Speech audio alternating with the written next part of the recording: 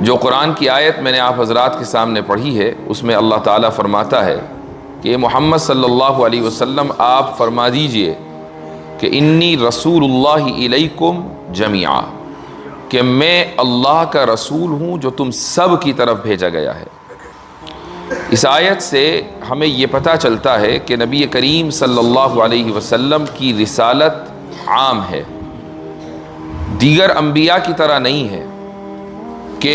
حضرت موسیٰ علیہ السلام کو رسول بنا کر بھیجا گیا بنو اسرائیل کی طرف، حضرت عیسیٰ علیہ السلام کو بھی رسول بنا کر بھیجا گیا بنو اسرائیل کی طرف، اور جو لوگ حضرت عیسیٰ کی رسالت پر ایمان لائے وہ عیسائی کہلائے، اور جن لوگوں نے حضرت عیسیٰ کی رسالت کو مسترد کر دیا اور حضرت موسیٰ پر بدستور ایمان رکھا وہ یہودی کہلائے۔ یہ تمام کے تمام انبیاء ایک خاص قوم یا خاص علاقے کی طرف بھیجے گئے تھے، اور قرآن کا اعلان ہے کہ دنیا میں ہر قوم کے یہاں انبیاء آئے ہیں۔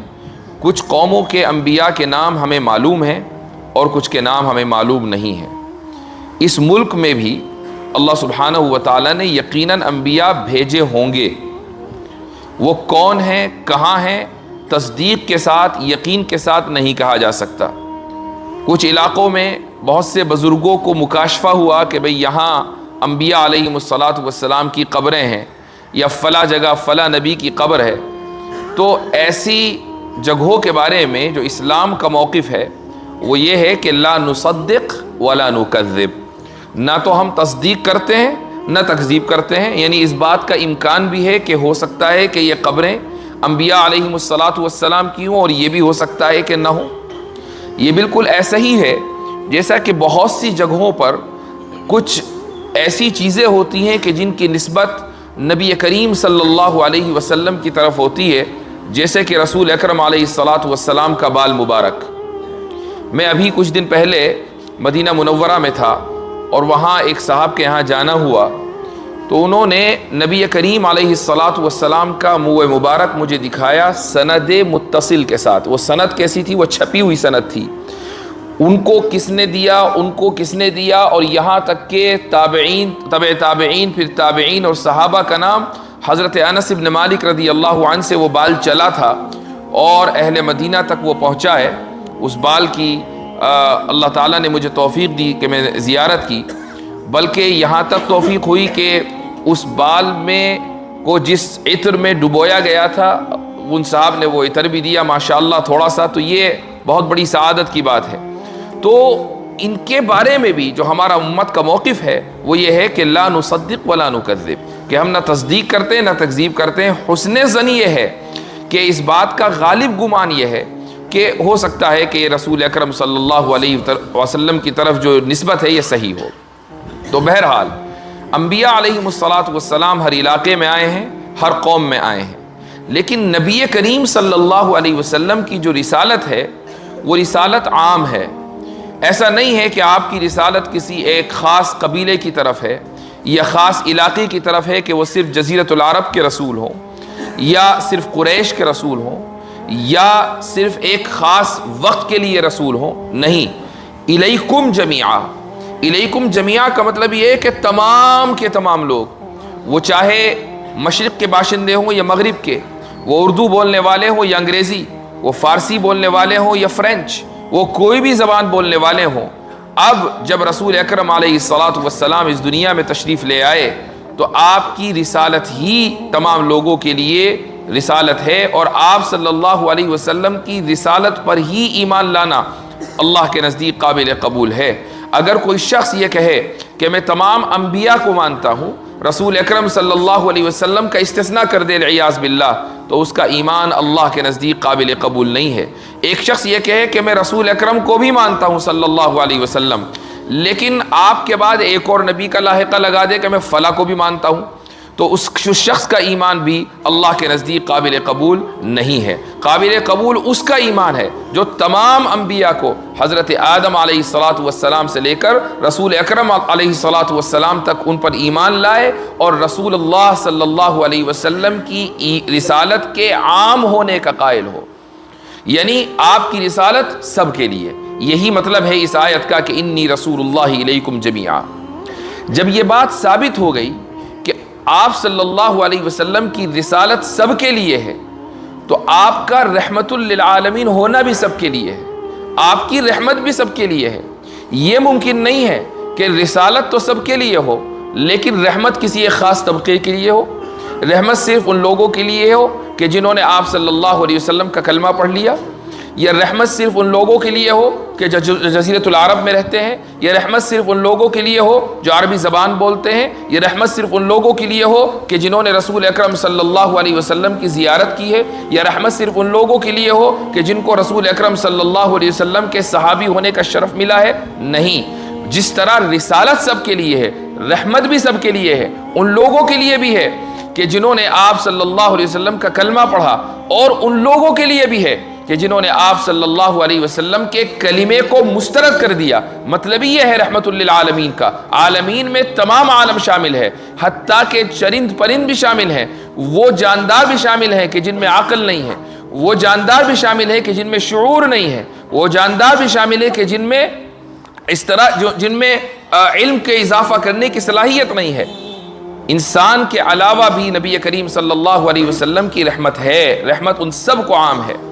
تو جس طرح رسالت عام ہے رحمت بھی عام ہے, اور رحمت عام ہے تو محبت بھی عام ہے. اور یہی دراصل اس امت کا سب سے بڑا پیغام ہے. جب ہم یہ کہتے ہیں کہ ہم نبی کریم صلی اللہ علیہ وسلم کے امتی ہے, جب ہم یہ کہتے ہیں کہ ہم نبی کریم صلی اللہ علیہ وسلم کے پیغام پر اور آپ کے لائے ہوئے میسج پر ایمان لائے ہیں, ہم جب یہ کہتے ہیں کہ ہم نبی کریم علیہ الصلاۃ والسلام کی لائے ہوئے قرآن کریم کو پڑھنے والے اور اس پر ایمان لانے والے ہیں, تو پھر جو اوصاف نبی کریم صلی اللہ علیہ وسلم کو عطا ہوئے اس امت سے بھی یہی مطالبہ ہے کہ ایک اعلیٰ درجے پر نہ صحیح لیکن کسی نہ کسی درجے پر ان اوصاف کو اختیار کرنا پڑے گا. اور وہ وصف کیا ہے؟ رحمت کا اور محبت کا. یہ یاد رکھیے کہ ہم اگر ایسے ملک میں رہتے ہوں کہ جہاں ہماری تعداد کم ہے, اقلیت میں ہے, تو ہم میں کا ہر انسان داعی ہے, بائی ڈیفالٹ داعی ہے. آپ اپنے آپ کو مانیں یا نہ مانیں, آپ کا مقام یہ ہے کہ آپ کے ذریعے نبی کریم صلی اللہ علیہ وسلم کا پیغام عام ہو. اب وہ پیغام کیسے عام ہوگا؟ وہ اس طریقے سے کہ جس طرح رسول اکرم صلی اللہ علیہ وسلم کا اسٹیٹس یہ ہے کہ وہ رحمت للعالمین تھے اور آپ کی محبت سب کے لیے, تو ہمارا بھی اسٹیٹس یہ ہے کہ ہمارے ذریعے رحمت عام ہو اور محبت عام ہو. اگر ہم ان دو چیزوں پر عمل نہیں کریں گے تو اس کا مطلب یہ ہے کہ ہم نے نبی کریم صلی اللہ علیہ وسلم کے ترجمان ہونے کا, آپ صلی اللہ علیہ وسلم کے سفیر ہونے کا, آپ صلی اللہ علیہ وسلم کے نائب ہونے کا اور آپ کے دین کے داعی ہونے کا حق ادا نہیں کیا. رحمت بھی دکھلانی پڑے گی اور محبت بھی دکھلانی پڑے گی. آپ یہ نہیں کہہ سکتے کہ نہیں وہ سامنے والا جب رحمت دکھلائے گا تو ہم دکھلائیں گے اور سامنے والا محبت دکھلائے گا تو ہم دکھلائیں گے. تو پھر رحمت کا کیا مطلب ہوا؟ یہ جو ٹٹ فور ٹیٹ والا معاملہ ہے, یعنی جیسی کرنی ویسی بھرنی والا معاملہ ہے, یہ جو یکسانیت والا معاملہ ہے کہ سامنے والا اگر غلط کرے گا تو ہم بھی غلط کریں گے, سامنے والا سختی کرے گا تو ہم بھی سختی کریں گے, تو پھر اس کو رحمت للعالمین ہونا نہیں کہا جاتا. نبی کریم صلی اللہ علیہ وسلم کا اگر یہ معاملہ اور یہ رویہ ہوتا تو پھر آپ علیہ الصلاۃ والسلام مدینے کے منافقین کو برداشت نہ کرتے. کیا آپ کو معلوم نہیں ہے کہ نبی کریم صلی اللہ علیہ وسلم کے علم میں ایک ایک منافق کا ذکر تھا؟ آپ صلی اللہ علیہ وسلم ایک ایک منافق کو جانتے تھے, ایک ایک منافق کا نام آپ صلی اللہ علیہ وسلم کو بتا دیا گیا تھا. یہاں تک کہ وفات کے وقت نبی کریم صلی اللہ علیہ وسلم نے حضرت حذیفہ ابن الیمان کو 12 منافقوں کے بارے میں بتا دیا تھا کہ یہ اس امت کے منافق ہیں. حضرت عمر رضی اللہ عنہ یہ دیکھتے تھے کہ حذیفہ بن یمان رضی اللہ عنہ نماز جنازہ پڑھنے کے لیے آئے ہیں یا نہیں. اگر کسی کا انتقال ہوتا تھا, اگر نماز جنازہ پڑھنے کے لیے آئے ہیں تو حضرت عمر رضی اللہ عنہ نماز جنازہ میں شریک ہوتے, اور اگر حضرت حذیفہ نے نماز جنازہ نہیں پڑھی ہے تو حضرت عمر بھی نماز جنازہ نہیں پڑھتے, اس شک میں کہ کہیں یہ شخص جس کا انتقال ہوا ہے منافق نہ ہو. اس سے یہ ثابت ہوا کہ 12 منافقین میں سے کچھ منافقین ایسے بھی تھے کہ جو رسول اکرم صلی اللہ علیہ وسلم کے بعد حضرت عمر کے زمانے تک زندہ رہے, لیکن حضرت عمر کہ جن کی تلوار ایک دم نکل جایا کرتی تھی اور جو ایک دم رسول اکرم صلی اللہ علیہ وسلم سے اجازت طلب کرتے تھے کہ یا رسول اللہ مجھے اجازت دیجئے کہ میں اس شخص کا سر قلم کر دوں. جب خلیفہ بنے اور مکمل اختیار آیا اور یہ معلوم تھا کہ منافقین ہیں اور یہ پتہ چل سکتا تھا حضرت حذیفہ سے کہ کون کون منافقین ہیں، اس کے باوجود حضرت عمر رضی اللہ عنہ نے ان منافقین کو سزا نہیں دی بلکہ ان کے ان حقوق کا احترام کیا کہ جو حقوق رسول اکرم صلی اللہ علیہ وسلم ان کو دے کر گئے تھے. اس کا مطلب یہ ہوا کہ آپ صلی اللہ علیہ وسلم نے رحمت للعالمین کا جو حق ادا کیا ہے،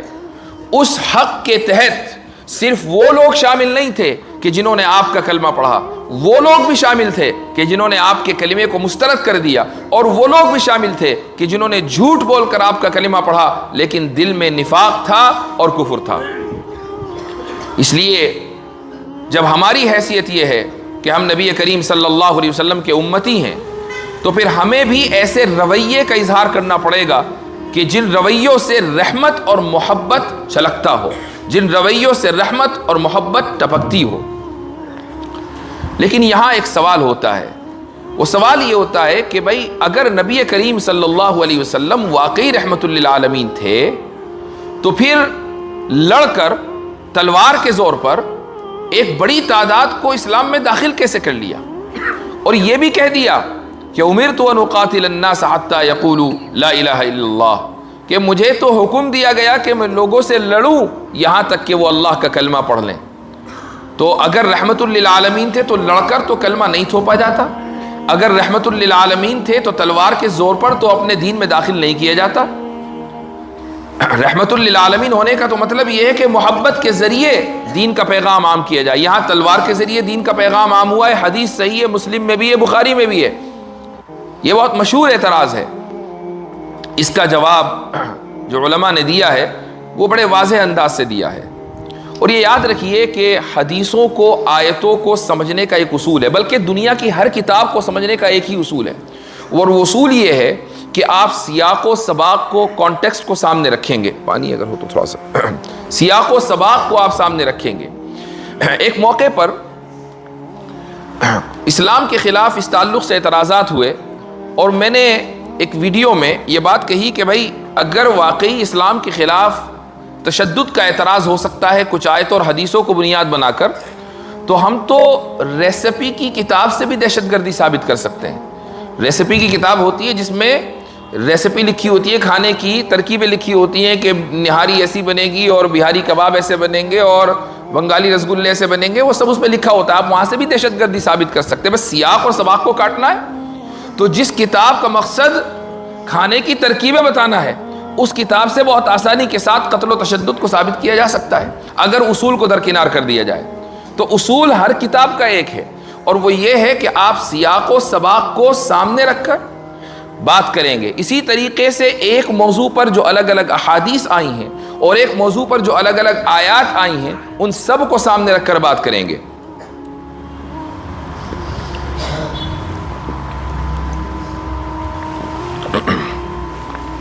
تو یہ حدیث جو آئی امرت ان اقاتل الناس حتی یقولوا لا الہ الا اللہ،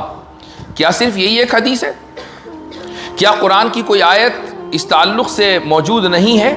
قرآن کی آیتیں بھی ہیں، حدیثیں بھی ہیں، اور نبی کریم صلی اللہ علیہ وسلم کا پورا منہج بھی ہے، سیرت بھی ہے. اور سیرت نے یہ ریکارڈ کر کے دے دیا کہ کس موقع پر آپ صلی اللہ علیہ وسلم نے کس حدیث پر عمل کیا اور کس موقع پر کس آیت پر عمل کیا. پوری ایک ترتیب ہمارے سامنے موجود ہے. مثلا اگر دو ملک ہوں،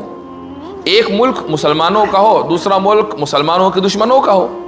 تو اس تعلق سے اللہ سبحانہ و تعالیٰ نے جو حکم دیا وہ یہ دیا کہ سب سے پہلے کوشش دونوں ملکوں کو یہ کرنی ہے کہ امن کا معاہدہ ہو. جنگ پہلا طریقہ نہیں ہے، امن پہلا طریقہ ہے، امن پہلا راستہ ہے. وَإِن جَنَحُوا لِلسَّلْمِ فَاجْنَحْ لَهَا وَتَوَكَّلْ عَلَى اللَّهِ. اللہ تعالیٰ فرماتا ہے کہ اے محمد صلی اللہ علیہ وسلم، اگر یہ لوگ امن کے لیے تیار ہیں تو آپ بھی امن کے لیے تیار ہو جائیے، امن کے لیے جھک جائیے. وَتَوَكَّلْ عَلَى اللَّهِ. یہ جو توکل کا حکم ہے یہ اس لیے ہے کہ جب انسان یا دو قومیں یا دو افراد معاہدہ کرتے ہیں اور دونوں ایک دوسرے سے حالت جنگ میں ہیں تو کچھ اندیشے رہتے ہیں، کچھ خیالات رہتے ہیں کہ کبھی اگلا بندہ کہیں یہ معاہدہ توڑ نہ دے، اگلی قوم یہ معاہدہ توڑ نہ دے، کہیں یہ پیچھے سے حملہ نہ کر دیں، چھپ کر وار نہ کر دیں، وغیرہ وغیرہ۔ اللہ تعالیٰ نے اسی موقع پر جہاں امن کے معاہدے کی تلقین کی جا رہی ہے بلکہ حکم دیا جا رہا ہے، وہاں توکل کی تعلیم دے دی، وَتَوَكَّلْ عَلَى اللَّهِ، کہ جو سارے اندیشے ہیں ان کو سائیڈ میں رکھ دیجئے، یہ جو دل میں خیالات آ رہے ہیں ان کو سائیڈ میں رکھ دیجئے، اللہ سبحانہ و تعالیٰ پر توکل کیجئے، چونکہ یہ اللہ کا حکم ہے کہ امن کا معاہدہ ہو۔ اور یہ یاد رکھیے کہ یہ آیت 2 افراد کے لیے بھی ہے اور 2 اقوام کے لیے بھی ہے۔ امت محمدیہ بحیثیت قوم کے معاہدہ کرے گی، یہ حق نہیں ہوگا کہ کسی فرد کو کہ پوری امت کی طرف سے اٹھے اور معاہدہ توڑ دے یا معاہدہ کر لے۔ تو پہلی آیت ہے وَإِن جَنَحُوا لِلسَّلْمِ فَاجْنَحْ لَهَا وَتَوَكَّلْ عَلَى اللَّهِ۔ تصور کیجئے کہ ایک مسلم ملک ہے کہ جہاں پر اسلام کا نظام رائج ہے، اس ملک میں کوئی شخص جو اسلام کا کلمہ نہیں پڑھتا وہ آنا چاہتا ہے، وہ ویزا لے کر آنا چاہتا ہے، تو قرآن نے اس کا بھی حکم دیا کہ وَإِنْ أَحَدٌ مِّنَ الْمُشْرِكِينَ اسْتَجَارَكَ فَأَجِرْهُ حَتَّى يَسْمَعَ كَلَامَ اللَّهِ، کہ اگر مشرکین میں سے کوئی شخص آپ سے امن طلب کرے، یعنی ویزا مانگے کہ میرے پاسپورٹ پر آپ اپنی حکومت کا ویزا لگا دیں، فَأَجِرْهُ، تو ویزا دیجئے، حَتَّى يَسْمَعَ كَلَامَ اللَّهِ۔ اس کا مقصد کیا ہے، حکمت کیا ہے؟ حکمت یہ ہے کہ جب اس شخص کو ویزا ملے گا، یہ آئے گا تو اللہ کے کلام کو سننے کی توفیق تو ہوگی۔ ہو سکتا ہے کہ اس کے ملک میں اذان نہ ہوتی ہو سکتا ہے کہ اس کے ملک میں قرآن کریم نہ ہو سکتا ہے کہ اس کے ملک میں مسلمان نہ ہو، مساجد نہ ہو سکتا ہے کہ اس کے ملک میں علماء اور حفاظ نہ ہو، تو ایسے شخص کے لیے یہ مناسب رہے گا کہ وہ ایسی جگہوں پر جائے کہ جہاں اللہ کا نام لیا جا رہا ہے، جہاں اذانیں بلند ہو رہی ہیں، جہاں نمازیں قائم ہو رہی ہیں، جہاں علماء ہیں، حفاظ ہیں، جہاں اسلامی اخلاق ہے، جہاں اسلامی ماحول ہے۔ جب وہ دیکھے گا تو وہ سمجھے گا کہ دین محمدی کیا ہے، جب وہ دیکھے گا تو سمجھے گا کہ رسول اکرم صلی اللہ علیہ وسلم کا پیغام کیا ہے۔ حتی یسمع کلام اللہ، یہاں تک کہ وہ اللہ کے کلام کو سنے۔ یہاں رک کر میں ایک آپ کو بات بتانا چاہتا ہوں، یہ ایک علمی بات ہے لیکن میں دیکھ رہا ہوں کہ ماشاءاللہ اس بڑے مجمع میں بہت سے علماء بھی ہیں، اور یہ بات صرف علماء کے لیے نہیں ہے بلکہ غیر علماء کے لیے بھی ہے، سبھی کے لیے ہے۔ ہماری تاریخ میں ایک فرقہ گزرا ہے معتزلہ کا۔ معتزلہ اس بات کے قائل تھے کہ اللہ کا کلام مخلوق ہے، کریٹڈ ہے، اللہ کا کلام اس کی صفت نہیں ہے۔ یہ معتزلہ کا موقف تھا۔ اور یہ یاد رکھیے، ہمارے ایک استاد تھے نور اللہ مرقدہ، حضرت مولانا مفتی سعید پالنپوری، ان کا ابھی چند سال پہلے انتقال ہوا۔ وہ ایک بات کہتے تھے اور بالکل حرف بحرف صحیح، وہ یہ فرماتے تھے کہ اگر ایک مرتبہ امت میں کوئی فرقہ جنم لے لے تو اس کے اثرات ہمیشہ باقی رہتے ہیں، یہ ممکن نہیں ہے کہ وہ مکمل ختم ہو جائے۔ تو بہت سے لوگ یہ سمجھتے ہیں کہ معتزلہ جو آج سے 1200-1300 سال پہلے تھے وہ مکمل ختم ہو گئے، ایسا نہیں ہے۔ معتزلہ کے اثرات آج بھی باقی ہیں، اسی کو ہم جدید اعتزال بولتے ہیں۔ بہت سے لوگ ہیں جو اس اعتزال جدید کا شکار ہیں، یہ کسی دوسرے وقت کا موضوع ہے، لیکن یہاں یہ بتانا ہے کہ معتزلہ کا موقف یہ رہا ہے کہ اللہ کا کلام، کلام اللہ مخلوق ہے، کریٹڈ ہے، یہ اللہ کی صفت نہیں ہے۔ جبکہ اہل سنہ والجماعہ کا موقف یہ ہے کہ اللہ کا کلام کریٹڈ نہیں ہے، اللہ نے اپنے کلام کو کریٹ نہیں کیا، اللہ نے اپنے کلام کو خلق نہیں کیا، اس نے اپنے کلام کو پیدا نہیں کیا، بلکہ یہ اللہ کی صفت ہے۔ اللہ اپنی صفات کو پیدا نہیں کرتا، چونکہ اگر اللہ کی صفات مخلوق ہو تو پھر اللہ کو بھی مخلوق ماننا پڑے گا، اور اس کی وجہ یہ ہے کہ جب صفت مخلوق ہے تو موصوف بھی مخلوق، اگر صفت مخلوق ہوگی تو موصوف بھی مخلوق، اور اللہ کی صفت کلام اللہ اگر اس کو کریٹڈ مان لیا تو پھر اللہ کو بھی مخلوق ماننا پڑے گا، اور جو مخلوق ہے وہ اللہ نہیں ہو سکتا، وہ خدا نہیں ہو سکتا۔ تو اس لیے اللہ کی کوئی بھی صفت مخلوق نہیں ہے، اور قرآن جو کہ کلام اللہ ہے یہ بھی مخلوق نہیں ہے، اللہ کی صفت ہے۔ اس آیت سے معتزلہ نے یہ استدلال کیا کہ حتی یسمع کلام اللہ، جو چیز سنی جاتی ہے، جو چیز دیکھی جاتی ہے وہ مخلوق ہے۔ ہم نے کوئی آواز سنی وہ مخلوق ہے، ہم نے کسی کی بات سنی وہ مخلوق ہے۔ کوئی بھی آواز آپ سنیں، چاہے وہ انسان کی ہو، وہ جنات کی ہو، وہ جانور کی ہو، وہ کسی بھی طرح کی آواز ہو، وہ مخلوق ہے۔ اس کا مطلب یہ ہے کہ ایک وقت میں وہ آواز تھی، ایک وقت میں وہ آواز نہیں تھی، اور اس کے بعد اس آواز کو پیدا کیا گیا۔ تو اس آیت سے معتزلہ نے استدلال کیا کہ کلام اللہ مسموع یعنی اس کو سنا جاتا ہے، اور جس چیز کو انسان سنے وہ مخلوق ہوتی ہے، لہذا کلام اللہ مخلوق ہے۔ اس کا جواب اہل السنہ والجماعہ نے یہ دیا کہ کلام اللہ دو طرح کے ہیں، ایک کلام لفظی ہے اور ایک کلام نفسی ہے۔ کلام لفظی وہ کلام ہے کہ جس کو ہم اپنی زبان سے ادا کرتے ہیں، جس کو ہم اپنے کانوں سے سنتے ہیں، جس کو ہم اپنی آنکھوں سے دیکھتے ہیں اگر وہ کہیں لکھا ہوا ہو، یہ کلام لفظی ہے۔ اور کلام نفسی، جو انسان کا کلام نفسی وہ ہے کہ جو اس کے ذہن و دماغ میں ہو۔ مثال کے طور پر میں اس وقت آپ سے گفتگو کر رہا ہوں،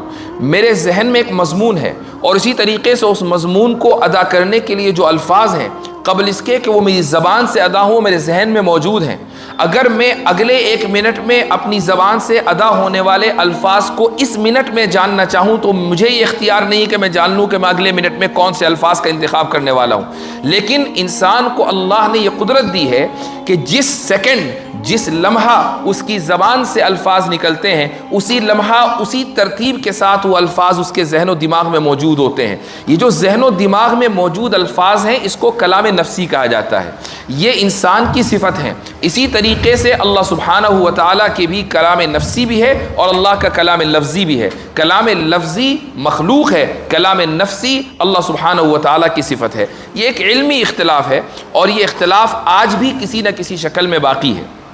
تو اللہ تعالیٰ نے اس آیت میں یہ حکم دیا کہ اے مسلمانوں، اگر تم صاحب اختیار ہو، اگر تم کسی علاقے کے حاکم ہو، اگر تم کسی علاقے میں حکومت قائم کر چکے ہو، تمہارے ممالک ہیں، تم قطر میں ہو، تم سعودیہ میں ہو، تم کسی بھی مسلم ملک میں ہو، اور وہاں اسلامی نظام ہے، اور وہاں پر کوئی شخص ویزا لے کر آنا چاہتا ہے تو اس کو ویزا دو تاکہ وہ آ کے دیکھے کہ اسلام کیا ہے، آ کے دیکھے کہ اسلام پر عمل کیسے کیا جاتا ہے، آ کر سنے کہ اذانیں کیسے دی جاتی ہیں، آ کر دیکھے کہ قرآن کیسے پڑھا جاتا ہے۔ حتی یسمع کلام اللہ ثم ابلغہ مأمنا،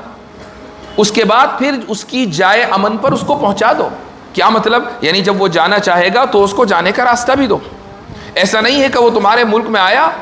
ویزا لے کر آیا، امن سمجھ کر آیا، اور تم نے اس کو گرفتار کر لیا، تم نے اس کو ٹارچر کیا، تم نے اس کو پریشان کیا۔ نہیں، اس کو جائے امن پر لے کر جاؤ۔ ثم ابلغوا مأمنا۔ تو کیا اگر کسی کافر کے لیے، کسی غیر مسلم کے لیے یہ حکم ہوتا کہ تلوار کے زور پر اس کو اسلام میں داخل کرنا ہے تو یہ تو بہت اچھا موقع تھا کہ ایک آدمی کو باہر سے پکڑ کر لاؤ اور اس کو جیل کی یا تلوار کی دھمکی دو اور اس کو اسلام میں داخل کر لو۔ لیکن اللہ تعالیٰ کہہ رہا ہے کہ نہیں، ثم ابلغوا مأمنا، اس کو اس کی جائے امن یعنی جہاں سے آیا ہے وہاں سے عزت، احترام اور امن کے ساتھ لے کر جانا ہے۔ یہ ہے دوسرا آپشن۔ تیسرا آپشن ہے سٹیزن شپ کا۔ اس وقت دنیا میں گزشتہ 70-80 سال سے ایک ماحول چل رہا ہے، وہ ماحول یہ ہے کہ ایک ملک کے افراد دوسرے ملک میں جا کر سیٹل ہوتے ہیں۔ خصوصاً دوسری جنگ عظیم سے ہجرت کا کانسیپٹ بڑھا ہے۔ آپ یقیناً سنتے ہوں گے کہ مغربی ممالک میں بہت بڑی تعداد میں مسلمان آباد ہیں، ان میں 70-80% وہ مسلمان ہیں کہ جو دوسرے ملکوں سے جا کر وہاں آباد ہوئے ہیں۔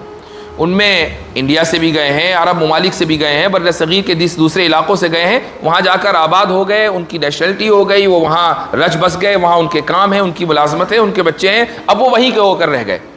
یہ جو سٹیزن شپ ان کو دی گئی ہے، کیا اسلام میں اس کا کانسیپٹ ہے؟ بالکل کانسیپٹ موجود ہے۔ اچھا، یہ جو لوگ سٹیزن شپ لے کر وہاں آباد ہوئے ہیں، یا مان لیجئے اس ملک میں کوئی شخص سٹیزن شپ لے کر یہاں آباد ہو، تو جس طریقے سے مقامی افراد کی ذمہ داری ہے کہ وہ قانون کی پاسداری کریں اور ٹیکس دیں، اسی طریقے سے وہ شخص جو یہاں آ کر آباد ہوا ہے، وہ یہاں کام کر رہا ہے، اس کے کاغذات بن گئے، اس کی سٹیزن شپ ہو گئی، اس کی بھی ذمہ داری ہے کہ وہ قانون کی پاسداری کرے، اسی طرح جیسا کہ مقامی افراد جو نسلوں سے یہاں رہتے آ رہے ہیں وہ قانون کی پاسداری کریں گے، اور وہ بھی ٹیکس دے کہ جس طریقے سے دوسرے افراد ٹیکس دے رہے ہیں، اس کا کنٹریبیوشن بھی ملک کی ترقی میں اتنا ہی ہونا چاہیے کہ جتنا کنٹریبیوشن دوسرے لوگوں کا ہے جو نسلوں سے یہاں رہ رہے ہیں۔ یہ ہر ملک کا قاعدہ ہے، ہر ملک کا قانون ہے، اس کو ٹیکس لا بولا جاتا ہے۔ اللہ تعالیٰ نے اس مسئلے کو بھی کلیئر کر دیا، فرمایا کہ حتی یعطوا الجزیۃ عن ید وہم صاغرون۔ یہ تیسرا آپشن ہے کہ اگر کوئی غیر مسلم کسی اسلامی حکومت میں آ کر اپنے دین پر باقی رہتے ہوئے زندگی گزارنا چاہتا ہے تو اس کا آپشن یہ ہے کہ وہ جزیہ دے، اور جزیہ دے کر وہ وہاں پر سکونت اختیار کر سکتا ہے۔ نبی کریم صلی اللہ علیہ وسلم کا ارشاد ہے کہ لہم ما للمسلمین وعلیہم ما علی المسلمین، کہ ایسے لوگوں کے وہی حقوق ہیں جو مسلمانوں کے ہیں، اور ایسے لوگوں کی وہی ذمہ داریاں ہیں جو مسلمانوں کی ہیں، یعنی جو قانون مسلمانوں کا وہی ان کے لیے، اور جو ذمہ داریاں مسلمانوں کی وہی ان کے لیے۔ مسلمانوں کی ذمہ داری یہ ہوگی کہ وہ قانون کی پاسداری کریں۔